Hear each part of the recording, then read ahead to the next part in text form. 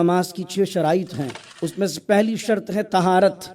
طہارت میں 3 چیزیں آتی ہیں، ایک ہے بدن کا پاک ہونا، ایک ہے کپڑوں کا پاک ہونا، اور ایک ہے لیکن کبھی تفسیر نہیں میں پڑھی ہے، آپ پہلے تفسیر کرتے ہیں، اس کے بعد لکھتے ہیں صوفیانہ تفسیر۔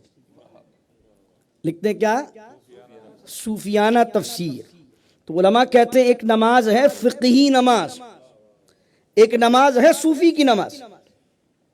فقہی نماز یہ ہے کہ میرا بدن پاک ہے، میرے کپڑے پاک ہیں، میں جس جگہ نماز پڑھ رہا ہوں وہ پاک ہے۔ میں اگر کسی فقیہ سے جا کے پوچھوں نماز ہو گئی تو فقیہ کیا جواب دے گا؟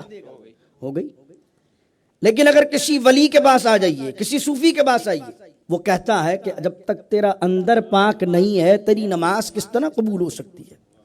تو طہارت صرف بدن کے پاک ہو لینے کا نام نہیں، طہارت صرف کپڑوں کے پاک ہو لینے کا نام نہیں ہے، طہارت تو دل سے کینے کے صاف ہونے کا نام ہے، طہارت تو دل سے حسد کے پاک ہونے کا نام ہے۔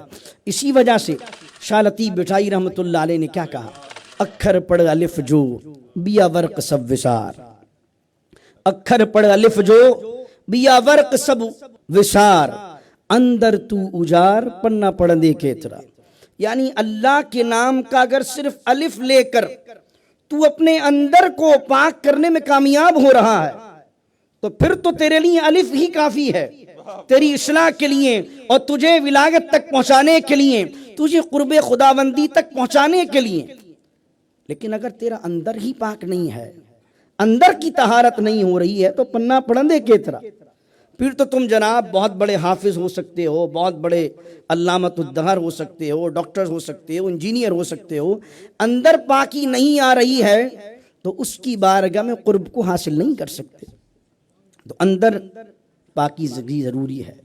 تو میرے دوستوں، طہارت اور طہارت کے ساتھ اندر کی پاکیزگی۔ دوسری شرط کیا ہے؟ ستر عورت۔ ستر عورت کیا ہے؟ مرد کا وہ حصہ جو نماز میں چھپانا ضروری ہے وہ چھپایا جائے، عورت کا جو حصہ نماز میں چھپانا ضروری ہے وہ چھپایا جائے۔ لیکن صوفی ستر عورت کس کو سمجھ رہا ہے؟ صوفی ستر عورت اس کو سمجھ رہا ہے کہ اگر تجھے کسی کا عیب معلوم ہے تو اسے چھپا لے، تجھے اگر کسی کی کمزوری معلوم ہے تو اسے چھپا لے۔ ہمارا مزاج کیا ہے کہ علاقے میں اگر کسی کی بچی کی طلاق ہو جائے اور ہمیں معلوم پڑ جائے تو ہم 5 وقت کے نمازی ہوتے ہیں، بڑی سی داڑھی رکھتے ہیں، ہر وقت جبہ قبہ پہن کے امامہ پہنتے ہیں، لیکن کسی کے گھر کی بات معلوم ہو تو نجی محفلوں میں اس کو ڈسکس کرتے ہیں۔ تو شاید نماز میں ستر عورت ہو بھی جائے لیکن وہ ستر نہیں ہو پا رہا ہے جو تمہیں قرب خداوندی دلا سکتا ہے۔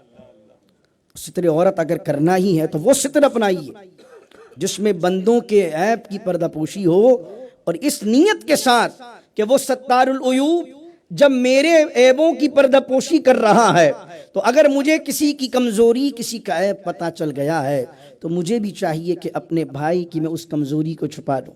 اللہ اکبر۔ تیسری شرط کیا ہے؟ بہت آسان ہے۔ کیا ہے؟ طہارت ہے، ستر عورت ہے، اور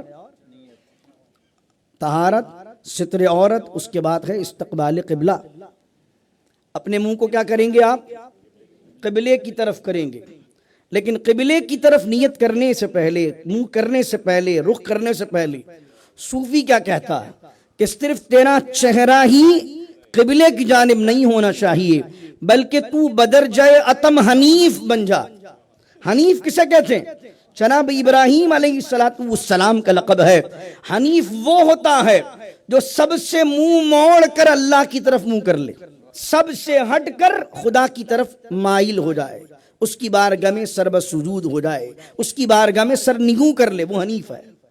تو آپ کا چہرہ تو استقبال قبلہ پر پورا ہے لیکن آپ کا دل جھکا ہوا ہے سیٹ کی چوکھٹ پہ کہ سیٹ کام بنائے گا۔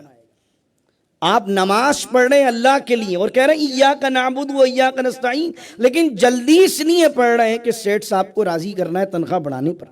تو آپ کا دل تو، آپ کی توجہ تو ساری کی ساری مائل آپ ہیں، رجوع آپ کا ہے بندے کی طرف اور چہرہ ہے قبلے کی طرف، استقبال قبلہ۔ اور پھر جناب چوتھی شرط کون سی آتی ہے؟ وقت۔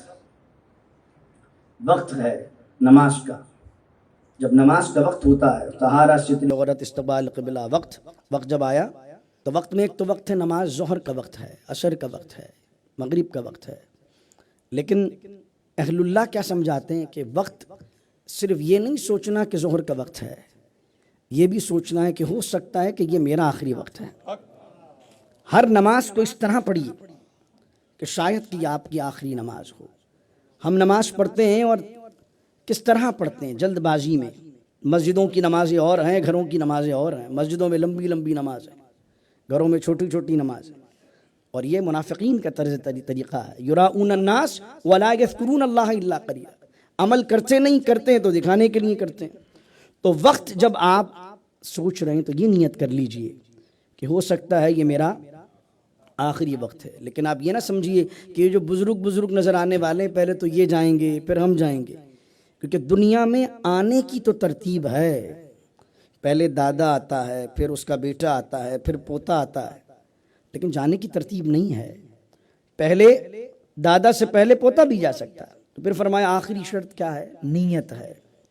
امام غزالی رحمۃ اللہ علیہ فرماتے ہیں عمل سے بدرجہ اولا بڑھ کر اہم نیت ہے، کیونکہ بڑے بڑے خوبصورت اعمال برباد کر دیے جاتے ہیں اللہ کی بارگاہ کے اندر صرف نیت کی وجہ سے۔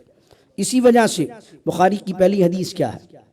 انما الاعمال بالنیات وانما لکل امرئ ما نوی، بے شک اعمال کا دار و مدار نیتوں پر ہے۔ all actions are depend on intentions، تمام اعمال کا دار و مدار نیتوں پر ہے۔ تو نیت جتنی پاکیزہ ہوگی اتنا عمل اللہ کی بارگاہ میں مقرب ہوگا۔ تو نیت کی پاکیزگی کے لیے جب بھی کوئی عمل کر رہے ہیں، چیریٹی کر رہے ہیں، تو دیکھیے کہ میں کس لیے کر رہا ہوں۔ نماز پڑھ رہے ہیں تو میں کس لیے کر رہا ہوں۔ تو یہ جب شرائط آپ کی مکمل ہو جاتی ہیں تو ان شرائط کے بعد جب آپ اللہ کی بارگاہ میں اللہ اکبر کہیں گے تو اقیم الصلاۃ لذکری کے مفہوم تک پہنچ جائیں گے۔